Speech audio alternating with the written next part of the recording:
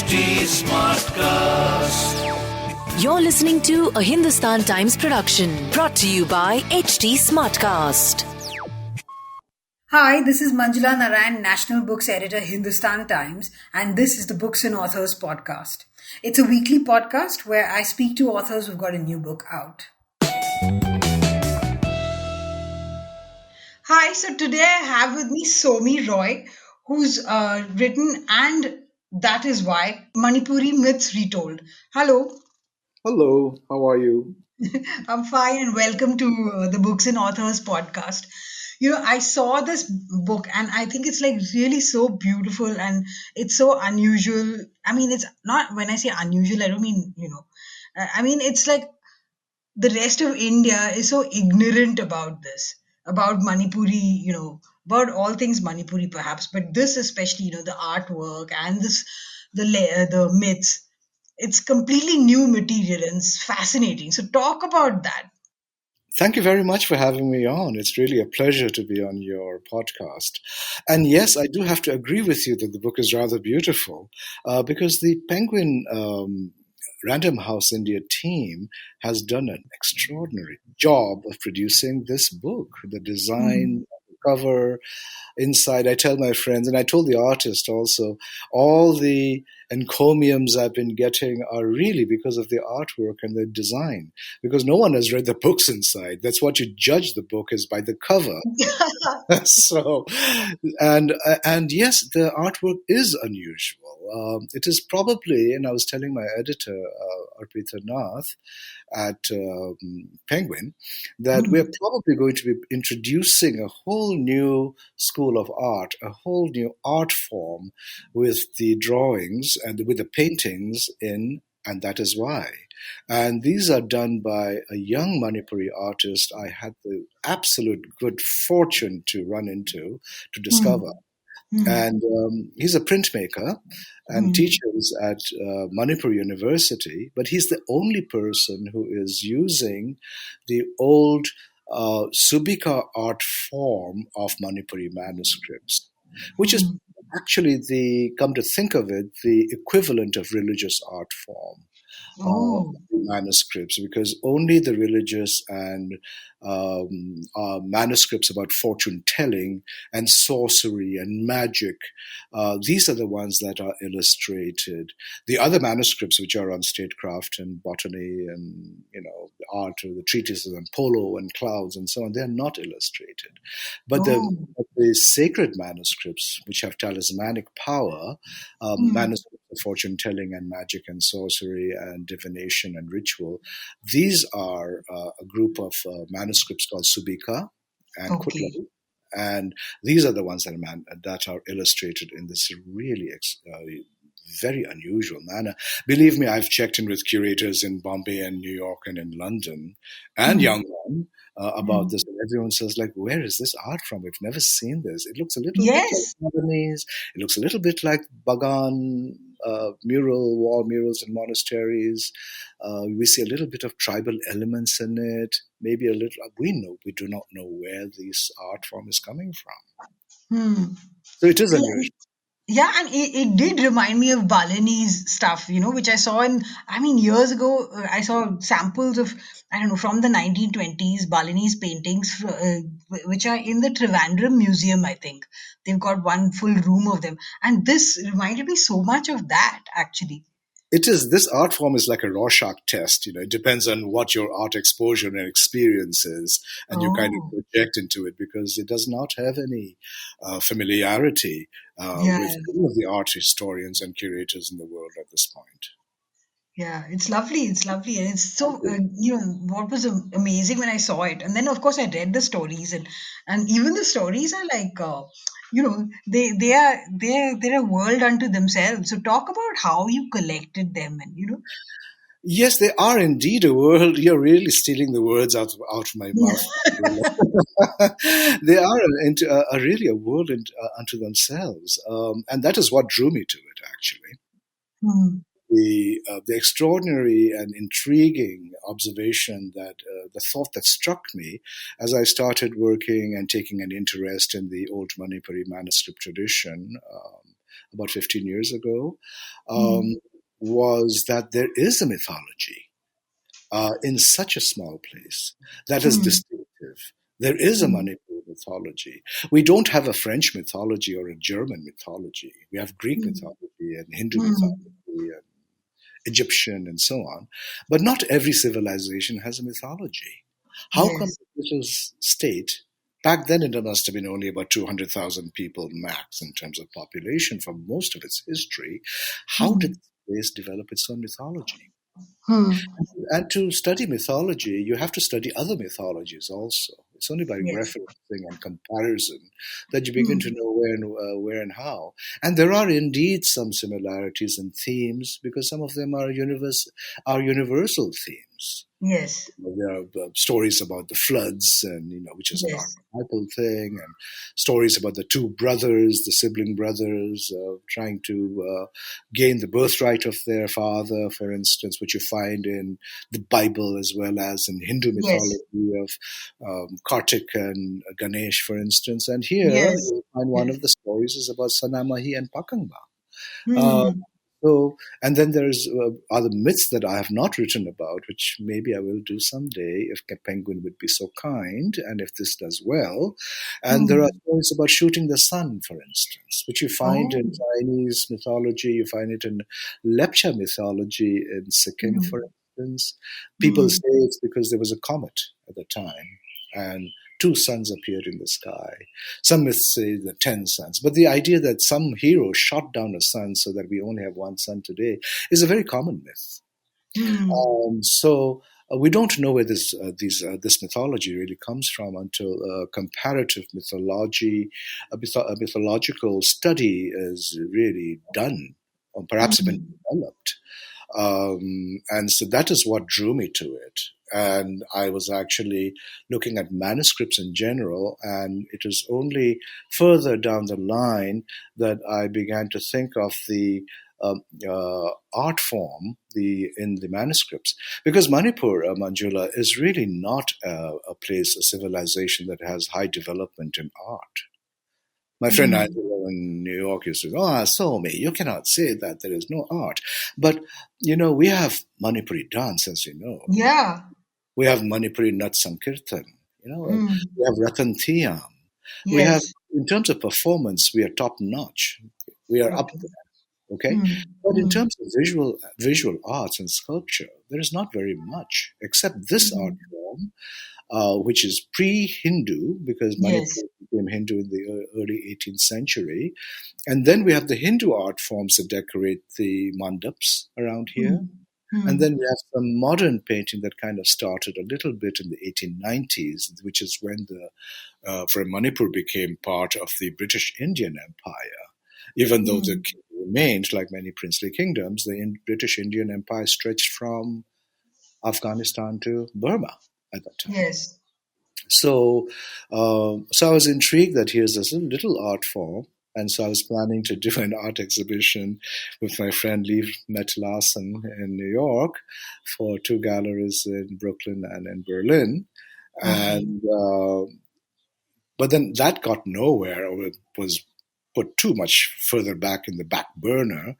And when the proposal came from Penguin Mm. for a children's book, then I turned Mm. my gallery notes that I had written for various projects of mine, including polo and rice and so on, Mm. into children's stories. And then I decided that the abstract modernist art form that I was planning to show along with these manuscripts was really not so relevant, and that Mm. I needed a much more illustrative art form for kids.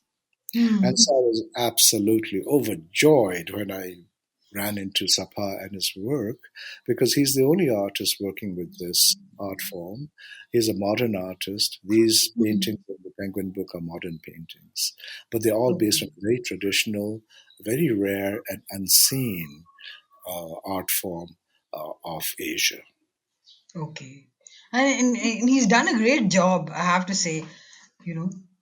A fantastic job. Hmm.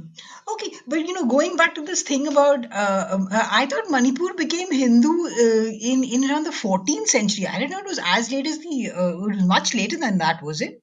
It's much later. It's Vaishnav Hinduism. Yes, Vaishnav. And, I've been to Manipur, so oh, and I was yes, like, okay. All right. Next time yeah, you come, you have to have lunch. Yeah. yeah, definitely.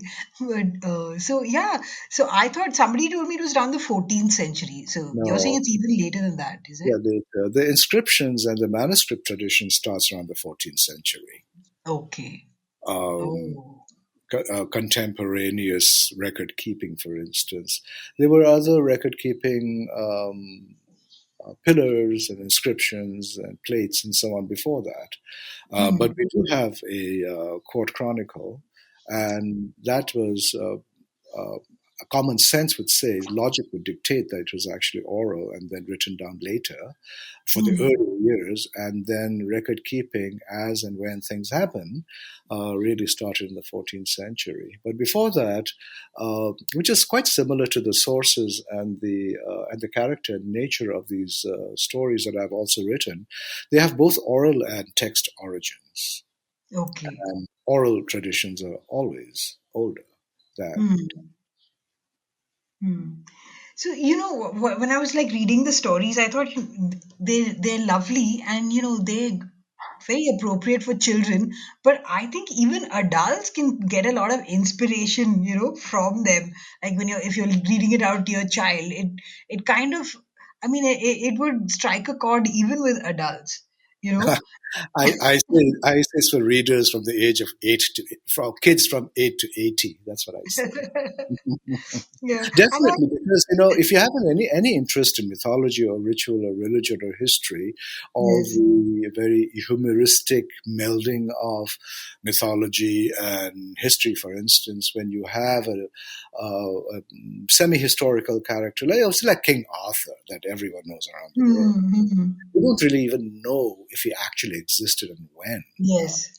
So, but then you have the Morte Arthur, and you have the Camelot, and all the mythology that builds around it, Yes. stories.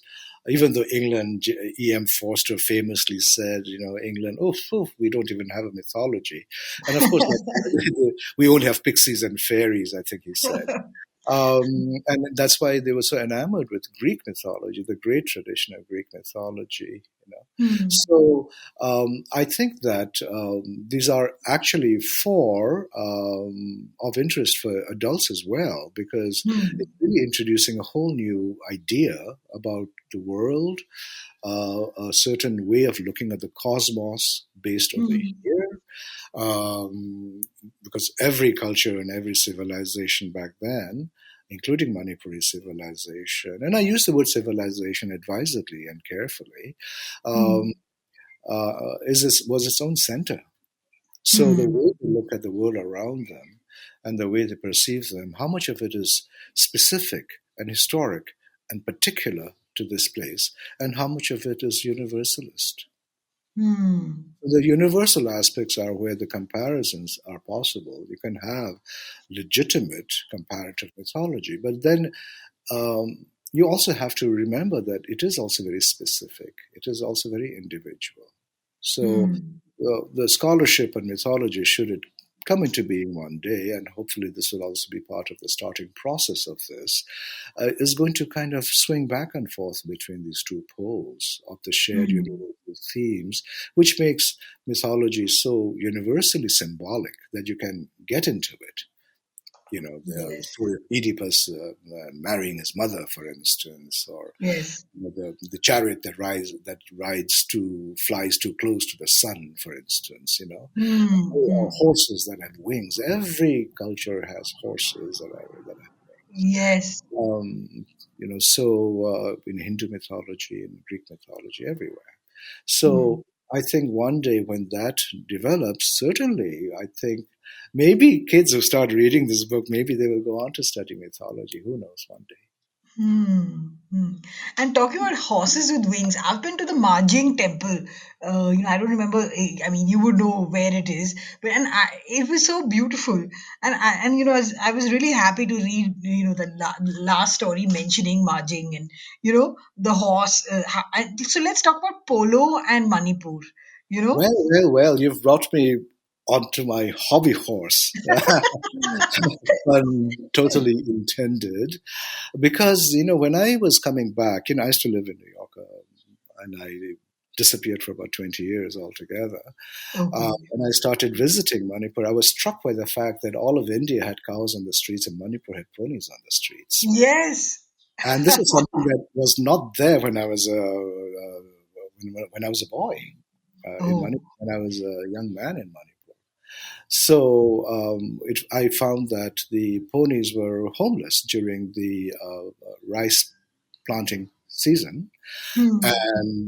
and therefore they had become street ponies. So I kind of Hmm. started working with the government and asking them, and that's how I got into polo, is really through pony preservation. And one of the things that was topmost in my priority was to find them a home.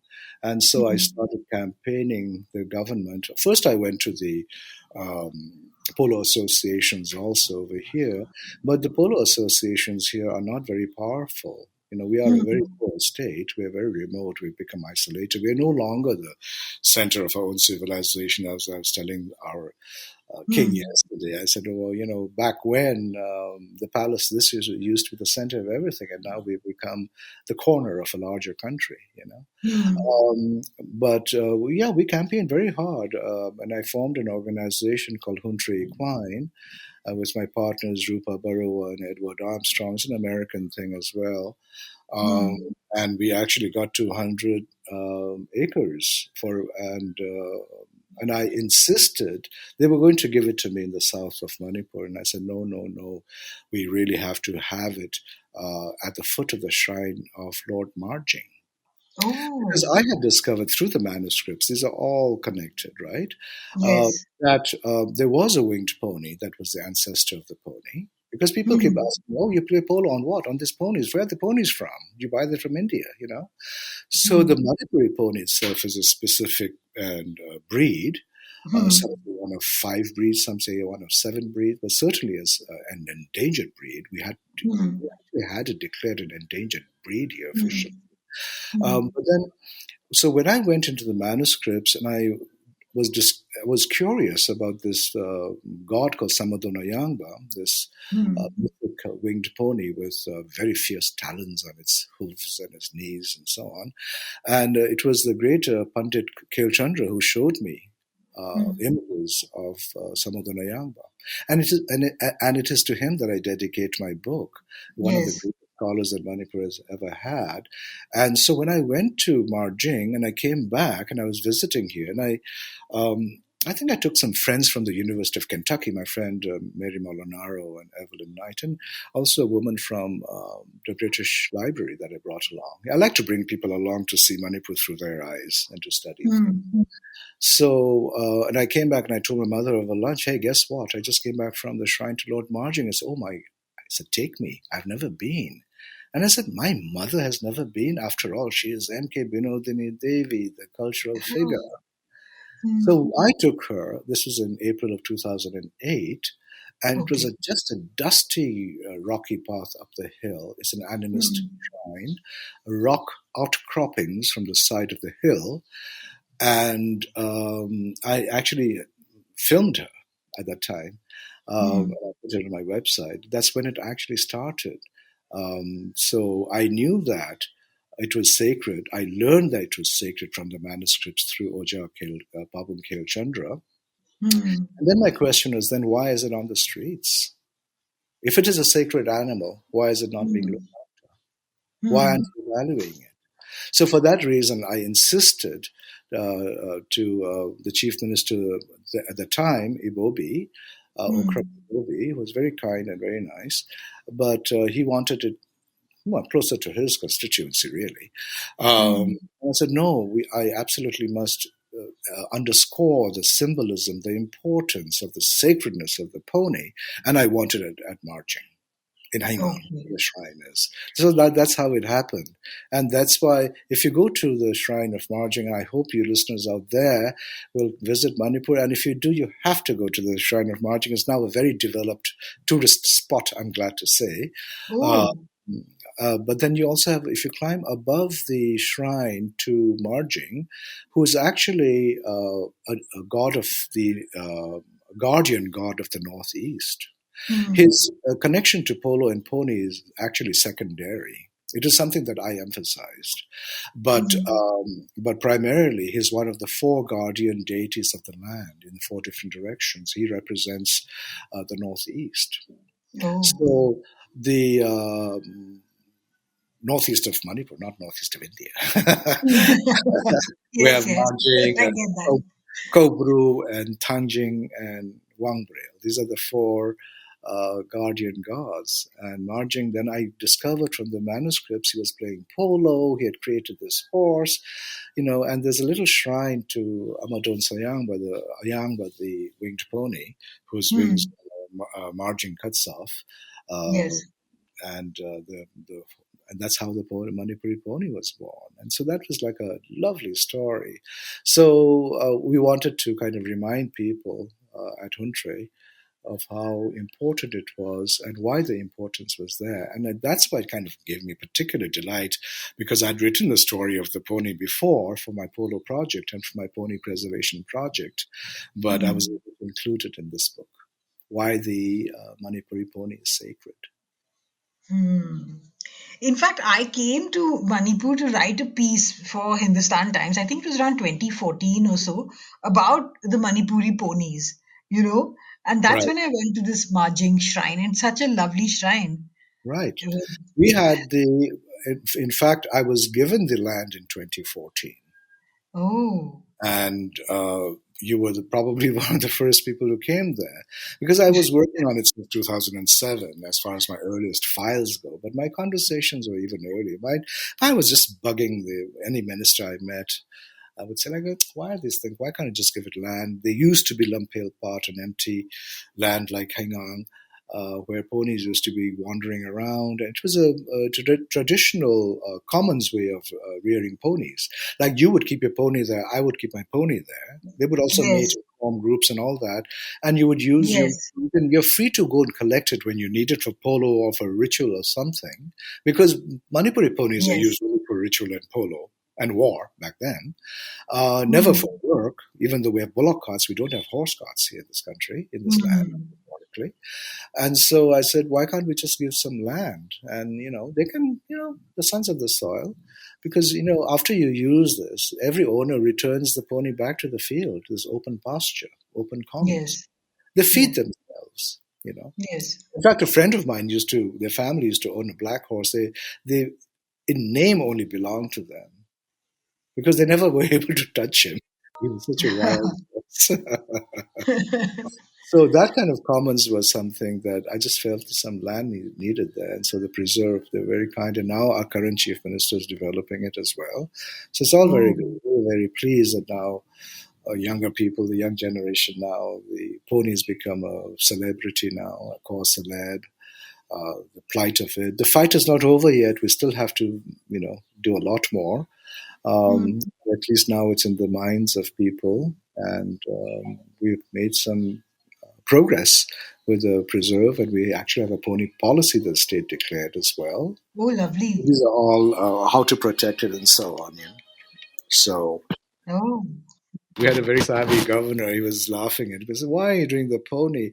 If you just take up the cause of the pony, you'll never get any money, because animal rights people and all these are people carrying jolas and begging for." Yeah, he said, go to polo, because hmm. that's where the money is.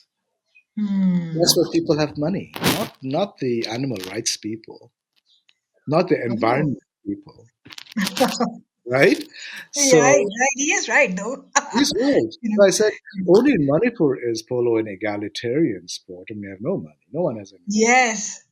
But so I went when I went back to the U.S. I was visiting Kentucky. That's when I ran Hmm. into my friend Edward Armstrong, and then I did because I'm a curator at heart. I put up a pony exhibition, the history of the pony and polo at the International Museum of the Horse in Lexington, Kentucky, which is the bluegrass state. It's very beautiful horse farms in Kentucky. Hmm. The Yes. United States Polo Association was there. So I Okay. said, hey, why don't you come along? So only when they saw my my polo exhibit at the Museum of the Horse, were they kind of, oh, this guy really means business.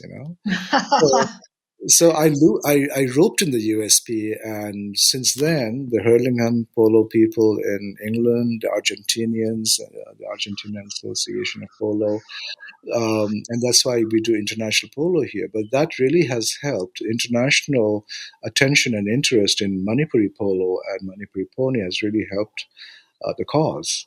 Did you have to kind of do a lot of, speaking to a lot of people to collect the stories, or they were just there and, you know? Actually, a bit of both. I started writing these stories as gallery notes, and like I, Yes. even though I'd written these things, and when the idea came up from Penguin about a young adult, Hmm. I had the good fortune of meeting this friend of mine whom I'd known through film called Toyangba. And he had published Hmm. these tiny little books. Um, and they were written in Meitei Bayek, which is Okay. the Hmm. current revived old script, which I cannot read. So I used to Hmm. come, have him come over and read it. It was absolutely delightful. So I took some stories from him and then some from other sources. So Manipur has some variation even within the Meitei community in the valley. So I went to Kukching, which is another major cultural center. There are certain communities. I was interested in some variety as well, Okay. not just from Impal area. So Okay. I went to Kukching to meet my Okay. friend over there, who's another scholar, for instance. And so I kind of added these things. But even with Tawyangba's stories, I had to retell them because, as the cover says, it's Manipuri myths retold Yes. for children, Hmm. English language reading public, right? Um, Yes. and so the but his stories were delightful, and so there were some of his stories that we included over here, and then some from the previous things that I'd collected about black rice and shan and rice and silk and so on that I'd written, or the pied cuckoo and so on. But Hmm. the interesting thing, Manjula, is that all these stories have an oral tradition counterpart. Okay. So then I would refer back to my friend Mangangsana, who's a balladeer and a folklorist. And I Okay. say, what does it say in your ballads about this story? And he would tell me a different story. So let me give you an example. In the story of the deer that does not eat rice, the Hmm. goddess has fallen into the water. And in the written version that my friend Thoyangba had written, um, her father, the god, sees his daughter's plight below Okay. and sends divine intervention. Hmm. Right Hmm. in the ballad tradition, a little fish comes by and says, Hmm. and so the ballad says, "Let me sing forever praises to your beauty and your courage, little fish." And so that kind of, Hmm. so since there's no correct version, all versions are different. Even in the Yeah. text, since they're being hand copied, they're all very different, little by Hmm. little. So, Hmm. and the oral traditions are different. For sometimes, so I've used my prerogative as a writer to choose this from that and add a few things of my own sometimes. Like Hmm. characterization is something I add, for instance. And I do some Google research of ornithology for birds and bird sounds and all that. But Hmm. primarily, it is text and oral in manuscript and in song. Hmm. And those are the two cross checks that I do. I go back and forth between these two poles because these are the two original sources of these mythological tales. Okay. Okay. And while I was reading it, before I got to the afterword where you say it, I was thinking, wow, this has got he's brought in like the echoes of Kipling, just so stories, and of course the Bible as well. And then of course you say that at the end. So talk about that and how you incorporated, making you incorporated these strains as well. Well, the thing is that I'm not married. I have no children. I have Okay. no family, right? Huh, So huh. I don't have the experience of bringing up kids or reading to them. Okay. Huh. So that was my actually my greatest anxiety. Would I be able to write something for kids? Because I've not really thought about children's literature, even though I'm a huge Harry Potter and Lemony Snicket fan. Hmm. I'm certainly one of your friends, adults who like to read children's books. So I certainly am one of those people. But Hmm. I had to kind of reach back into my own reading as a child. So Okay. when Penguin told me it was going to be like 8 plus, so I had to think about what I was reading when I was 8, 9, 10, 11. And Hmm. so it was all the fairy tales, all the if so, the Rudyard Kipling just so stories that he wrote, Yes. how the Yes. elephant got its trunk and the leopard got Yeah. its spots, and very fanciful things that he made up. And so I had to reach back to that. Then I reread a little bit of Aesop's Fables, and I Hmm. read Brer Rabbit again, just to kind Okay. of, I read the Panchatantra, you know, Hmm. just to see how Hmm. children's stories were told by different people in different cultures, because I had no clue how to write children's stories. Hmm. Um, and so that is, I've had to reach back into my own reading habit as a child, so that I could say that I can write a story for children. And Hmm. my childhood was spent in Darjeeling in Mount Herman School, and we had to sit through these sermons every Sunday. And so there would be readings from the Old Testament all the time, and all the baths, and the forsooth, and the Lord spaketh, and all those kind of biblical language. And somehow I think when I was writing it, I just kind of felt this language coming out, and I'm saying, where is this coming out from? Then I said, aha, I Hmm. guess those sermons in Mount Herman School, those boring Sunday sermons, probably seeped into my brain somewhere and lodged somewhere deep inside me, and it kind of came out. I didn't think too much Yes. about it until later. Hmm. It's worked. Oh, you know. thank you. Hmm. And also, like when I was saying that, it's also nice for adults to read and not just for children because, while I was reading it, especially in some of the stories, they're like these little nuggets of wisdom that suddenly strike you. This particular one, and that is why the deer does not eat rice in that one. This is while I was Right, reading, I marked this out. right. Dear romantic one, the gods decide whom we fall in love with. And things like that. I thought, wow, very nice. Just to talk about Thank that. you. Well, that's my own little thing I added. Yeah, So yeah. actually, that's the last thing I'll ever point out saying this is what I added, because I did add a few things in every story. Yes. But as my mother, who was a novelist, when she used to talk about a historical novel, which I translated, called The Princess and the Political Agent for Penguin, she said, "Oh, I'm never going to tell what I invented and what's in the history books. They can go and find out themselves." So yeah, it's a stylistic thing, but also the point is like, how do I connect to the child reader? Uh, Hmm. you notice I kind of, even the introduction, I said, no, I'm not writing an introduction. I'm going to write a dear reader, and Yes. so beside the storyteller. So Yes. even the introduction is not aimed to the parent that's actually pulling out her credit card to buy the book for the child, but Hmm. it's aimed at the child. So everything is aimed at the child. So I speak to them, and I'm also very aware that the language I'm using, since I had no experience writing children's books before, some of the words were different. So I kept Hmm. explaining words in a playful manner, like kowtow means to do this, in case the kid Yes. does not know it. So you don't have to go ask tug at your father's sleeve and say, "Daddy, Daddy, what does this mean?" You Hmm. can just read it over and over again and come to an understanding of what the words mean, which is actually how most of us imbibe a language. Hmm. But the wisdom that you talk about is really the essence of. mythology, any mythology. This is why we love mythology. Even current day mythology in the making, like Marvel comic books for Yes. superheroes, for instance. We like them because there's something there in the core that strikes us in our human existence that is shared across cultures and across time. Hmm. And I think that is really the power of the myth. Yes.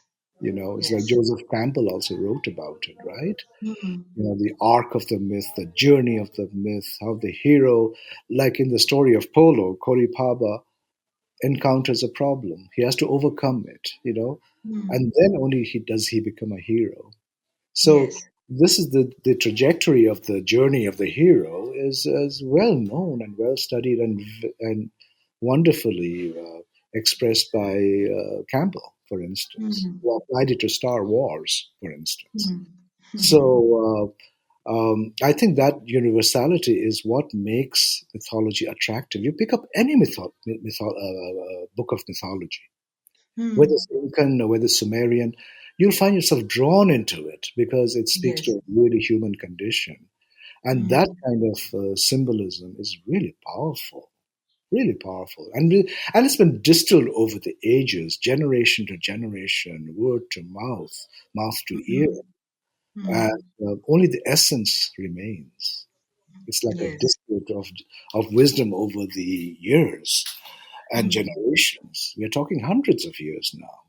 We don't know how Yes. old these myths are, but they're certainly pre-18th century.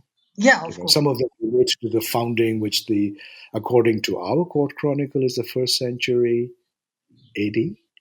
The story Okay. of the fire that never goes out in under a village, it predates the establishment of the Manipur dynasty.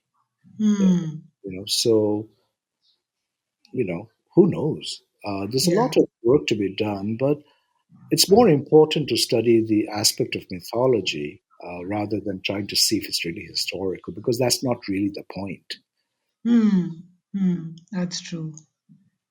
And talk about, also this one as well. For as everybody knows, dear truthful one, animals can lie. Wonderful.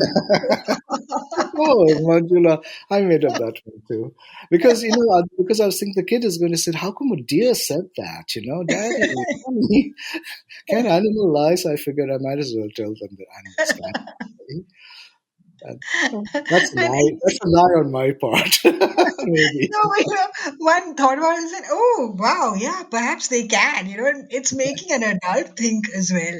They In ways do. that You have especially dogs. I bet your dog lies to you sometimes. Have you been here? No, sometimes. they do. They lie to you, but it shows on their faces how guilty they are and how unfaithful they are. They do lie. I've noticed Yeah, that.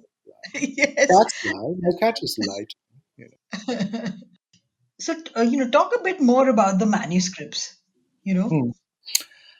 Hmm. There's not a whole lot that I can talk to you about the manuscripts.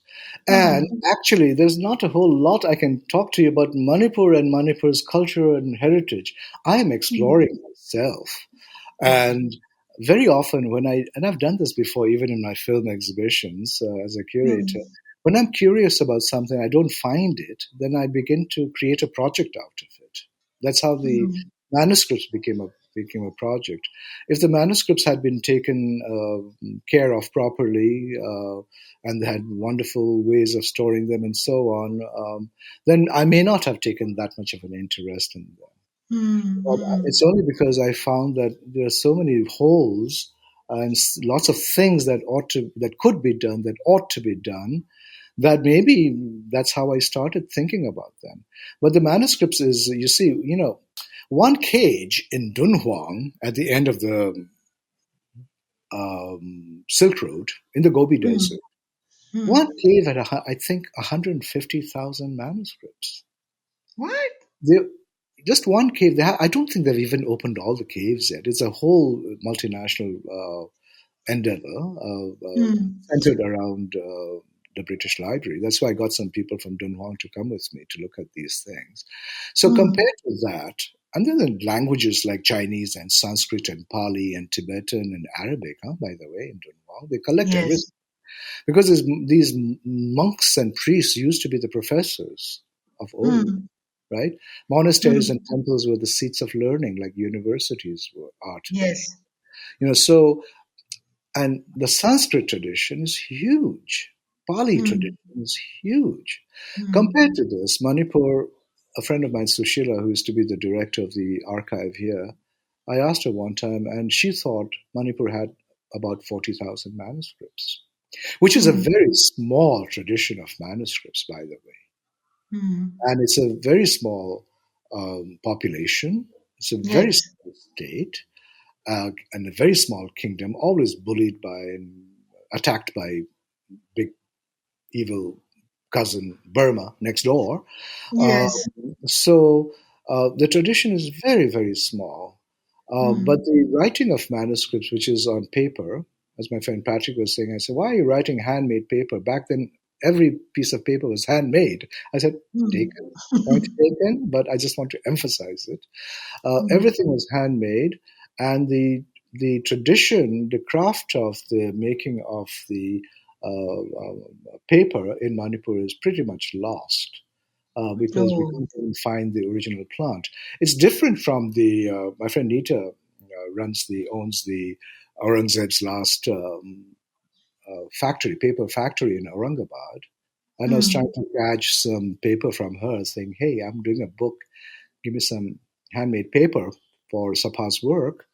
And she said, "No, no, no. You do not mix traditions. Ours is from Mm. linen and cloth and cotton. Mm. Mm. And the Eastern traditions are more East Asian. They're from laurel and plants. And the plant that we use here is called su.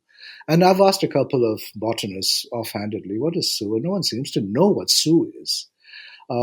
So you make your own lantern black, and then you make these sheets of paper. The lifting technology is different when you lift the pulp from the water. According to Mm. Nita, she's a real purist and very difficult to work with when it comes to paper. She's always like ticking me off and putting it in my place. You don't know anything. I said, yeah, I don't know anything. But the paper, the Manipuri manuscript, if you can visualize it, is about the average Manipuri manuscript is about 15 to 18 inches wide and Mm. about 4 to 5 inches high. So it's kind Okay. of a long thing, okay? Mm. And you Mm. write left to right using this lantern black, lantern soot to make your Mm. A. And Mm. then these papers are stacked on top of each other, like Tibetan manuscripts are, if you've seen those. Uh, Okay. there's a wooden slat, and then you put the sheaves of individual leaves of manuscripts, one on top of the other, and then you put Mm. another wooden slat on top, and then you wrap the whole thing in holy red cloth, so then you store it away. They are not bound. Only a few are bound, and Okay. and bound manuscripts traditions they actually come from Burma. We have a lot of Burma Mm. influence, and Mm. so the bound Manipuri manuscripts that you find are actually mainly from Mandalay area. Because Okay. our pundits used to go there, some of them were captured against their will or whatever. They were highly prized because they're very good at fortune telling, and the Mm. Burmese courts used to keep these, they're called ponna, kate ponna, meaning Manipuri Mm. ponna, as Mm. people in the court to Okay. consult for when is a good day to have a feast or when is a good day to go to war. Mm. So these manuscripts are these stacks of paper, and then some manuscripts are, some writing is done on leaf, like Okay. palm leaf, and Mm. some even on strips of bamboo that I've seen. Okay. The Yeah. sizes can differ a little bit. Mm. But the tradition really starts around the 14th century, and most of them are genealogical. Manipuris, when two Manipuris rub noses on the streets of Bombay or Delhi, they'll try to find out how they're related. Oh, you're so and so. Where are you from? Or if you're from there, do you know so and so? Oh, what is your family name? Are you related? Oh, then you have to call me uncle. you know. I have a 50-year-old who calls me grandfather, who has to call me grandfather. That's so funny. Yeah. So people are very genealogically conscious and aware. And so most of the genealogies are written on this paper, and every family and every lineage maintains them. Um, Mm. and so most of the manuscripts are actually genealogies Okay. maintained by different families. And then you have the statecraft and history and literature, and those are another group. And then you have the very small group of the magic, talismanic, sacred, powerful Oh. Subika and Kutlo manuscripts, Hmm. of which Kaba is taken as art form. But none of my stories are actually coming from those manuscripts. Hmm. Those manuscripts are coming from other treatises, and, like for instance, the story of why the pied cuckoo cannot drink water from the river. Hmm. That comes from a manuscript called Tutenglon, which Okay. means the treatise for the maintenance of rivers. Oh. So, water management manuscript. Oh. But in those days, you use magic, you use folk tales, you use belief systems in the manuscript. So even the treatise on polo, Kangjay Lon, is not really about exactly how to play polo. It's not at all like what the Indian Polo Association's rule book of polo looks like. Hmm. So that so it's a very rare tradition. There are about almost 400 Tibeto-Burman languages in the world. Hmm. It's Hmm. one of the smaller in terms of population Hmm. language groups, but certainly the most variegated. Okay. So, like the Siamese has like just one Chinese language is 1.5 billion, you know. So, but Hmm. of Yeah. the 400 or so Tibeto-Burman languages, my friend Patrick and I, we were counting the other day. I think only about 8 of them have scripts: Oh. Tibetan, Okay. Burmese, etc. Right? Hmm. And Meitei Mayek is one of them. So these manuscripts are written in Meitei Mayek, Okay. which Hmm. went out of favor through force, through politics, through life history. When Hinduism came, it kind of gradually went out of favor until the British came and wanted to use Bangla as Oh. an administrative language. Because at that Hmm. time, there was no need for mass education anyway. Yeah. So, my mother, who wrote Manipuri in Bangla script, was never able to read the old Manipuri manuscripts. Oh. It's like saying Martin Amis cannot read Shakespeare. Yes. It's amazing if you think about that disruption. Yeah. So the revival, and a good thing too, of Hmm. Michael Mayek in the universities and schools now and colleges now Hmm. has only been in the last 15 years or so. Really? Yes, Oh, that's after amazing. 2005. Oh. It's actually what brought me to manuscripts because there was a arson in the library in protest of some language politics that I don't want to get into here. It's another story. But Hmm. so the old manuscripts are written in Meitei Mayek. Oh. Um, the later ones, maybe late 19th century onwards, maybe you can find some Bangla script, Okay. but mainly for religious other related purposes. But most Hmm. of the manuscript tradition is in Meitei Mayek, which is one of the few indigenous Tibeto-Burman languages, script forms. Hmm. And also, it's written in two different languages. One is called Aribalon, and Hmm. one is called what we call Manipuri, Meiteilon. Okay. Aribalon means Old Manipuri, Okay. and it's a dying language. Very few people Hmm. know, and Okay. very few people, even though the vocabularies overlap, Hmm. I don't know how much of Aribalon I could understand. Hmm. So it's a very big challenge to preserve Manipuri manuscripts, not just physically, not just the tradition of record keeping, which the king, I met with him yesterday. He's my nephew, by the way. So I was like, hey, how's it going, kind of thing. And he was actually launching the book. I don't mean to be so flippant about this. He was very kind. No. You're not being Um, flippant. I mean, it's but, just you're familiar with him. So one yeah, can get that.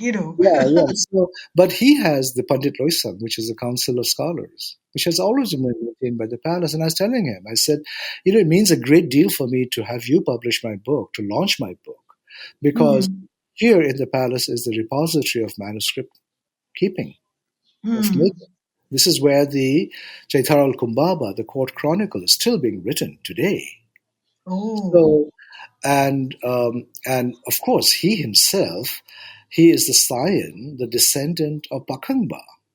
That's the way okay. we believe it. Pakangba, we are very, as I was saying earlier, we are very, very humoristic. We mix mythology and history. So Pakangba is partly mythology, partly serpent, partly god, partly Hmm. ancestor. And Hmm. the king's ancestor, His Highness's ancestor is Pakangba, the serpent king. Hmm. So Okay. I said, there's a story about the ancestor in here, and so it's kind of meaningful that I was publishing it, having it launched by the king in the palace yesterday. That was really important for me because the Hmm. manuscript tradition, as well as the mythologies, all originating around that time with figures that are considered his ancestors that established the Hmm. Manipuri dynasty that's been unbroken ever since. So, Hmm. um, so that is one of the things about manuscripts is that not everyone can understand it. And my friend Kaba Hemchandra was there yesterday with me. Hmm. I took him along to the launch because he's the one I consult. Hey, give me a copy of that Puriton's Travels. What does this mean? What is this? Do you have another version of this story? It's Hmm. all over the place. It's Hmm. very hard to understand sometimes what he's talking about because he's actually going back and forth between the old language and the new. And but he was there yesterday, and Hmm. because he is someone that I also consulted. I go back from published stories like my friend Thawyangba's to ballads like Mangangsana back to manuscripts like Kaba's. Hmm. So the manuscript tradition is still maintained, even though it's not as strong as before, obviously. But Yes. Manipur is a place that has a high resource language. We have lots of newspapers and television stations and produce little films and all that for a small place. It's a small Hmm. place that hits, that punches above its weight, actually. Uh, Hmm. so the manuscript tradition is very small. It's very minor compared to Hmm. the major traditions. The mythology is very small. It's very minor compared to the Hmm. major mythologies. But that's what also makes it interesting. It adds variety to what we understand of India, of what we understand of Asia, Hmm. what we understand of human knowledge.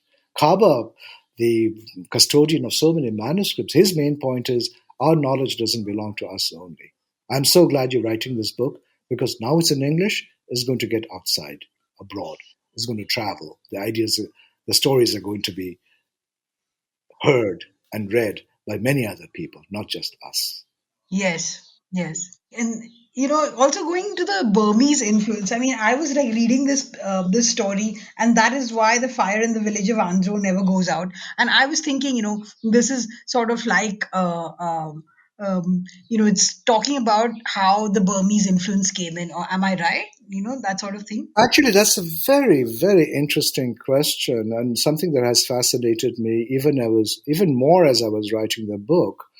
And Hmm. that is, I came to the conclusion after having been asked where our ponies come from, Hmm. that our ponies, uh, since the Mongols invaded central Burma and occupied Hmm. Mandalay for a while, my thinking always was that our ponies come from Mongolian ponies Okay. because Mongolia is where even the Afghanistan and Iran also got their horses from.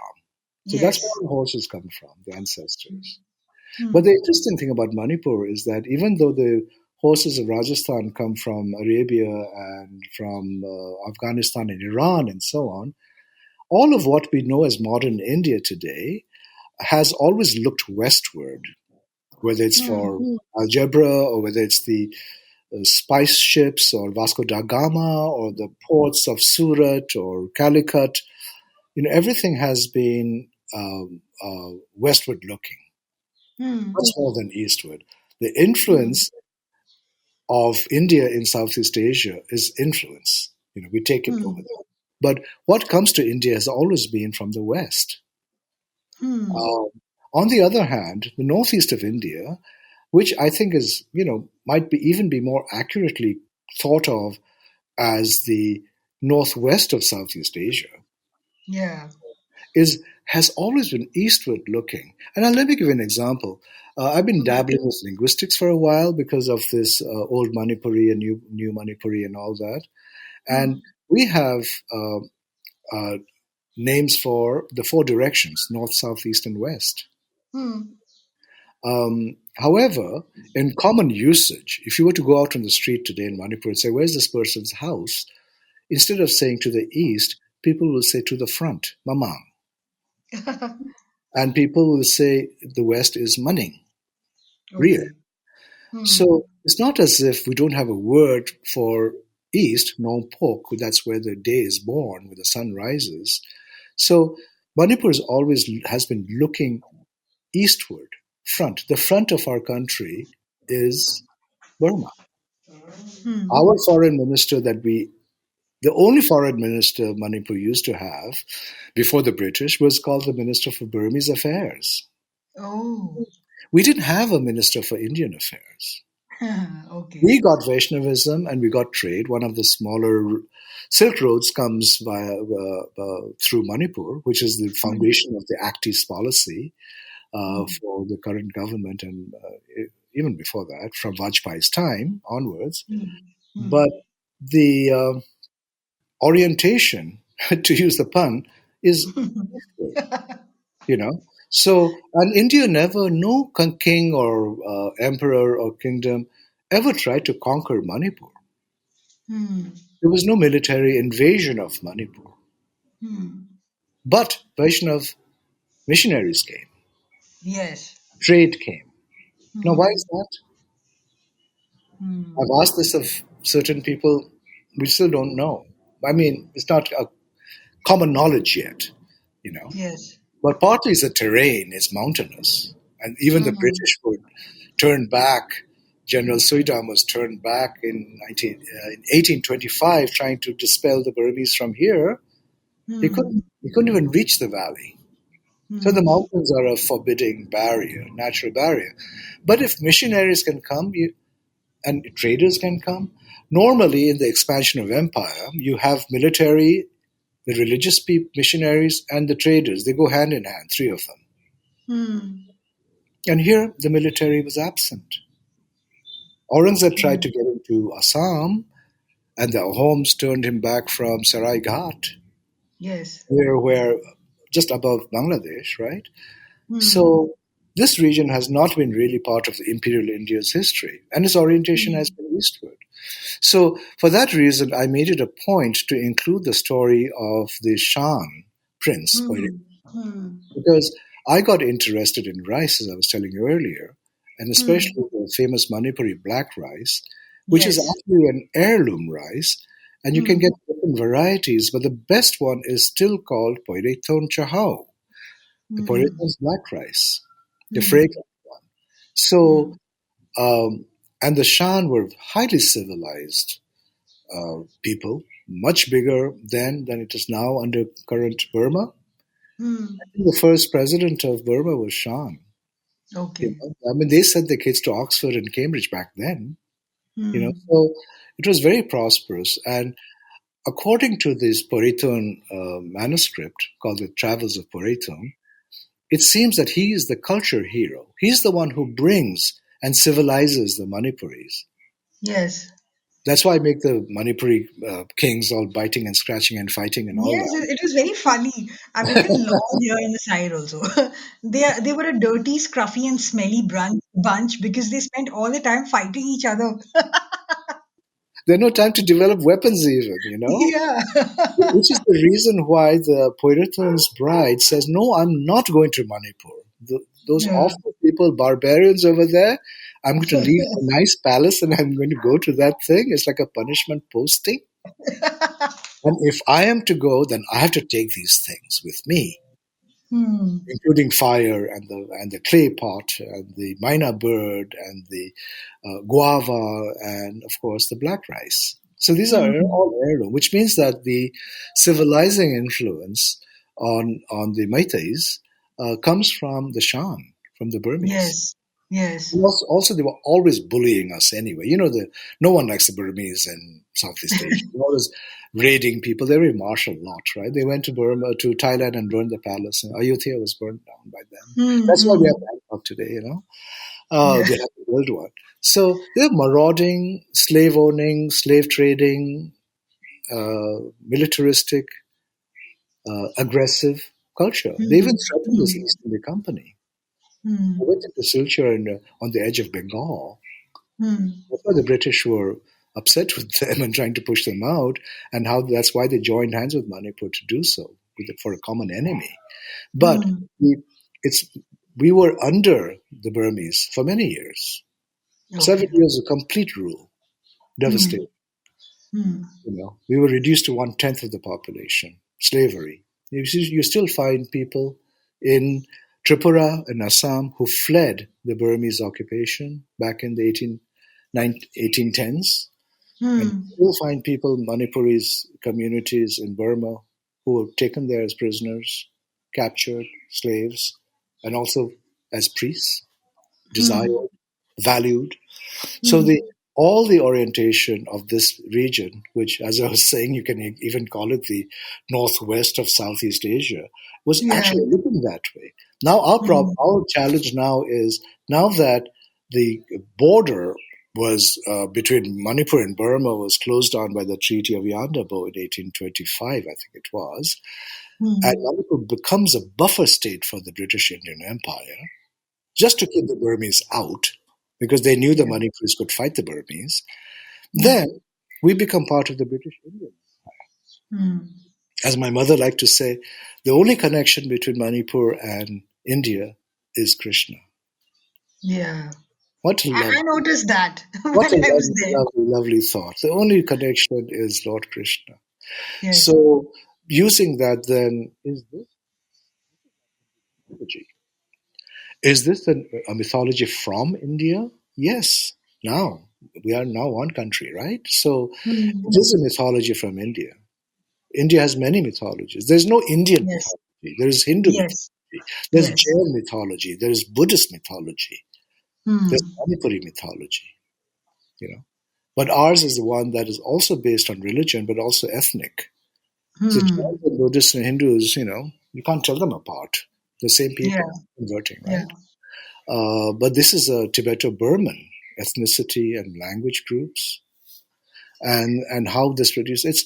Look, this is just something I'm just trying to discover on my own for myself, primarily, just to find out, what this place means to me and what I like about this place. Because I Hmm. love this place. It's the most fascinating and rich place, and also very easy to work with because it's very small. As you were saying, everyone knows everyone. Hmm. This is a small civilization with its own particular mythology. So much more has to be done in terms of research. Hmm. Where the civilization is coming from, where the mythology is arising from, who knows? Hmm. I certainly am not a scholar. That much I will certainly say this upfront. I am not a scholar.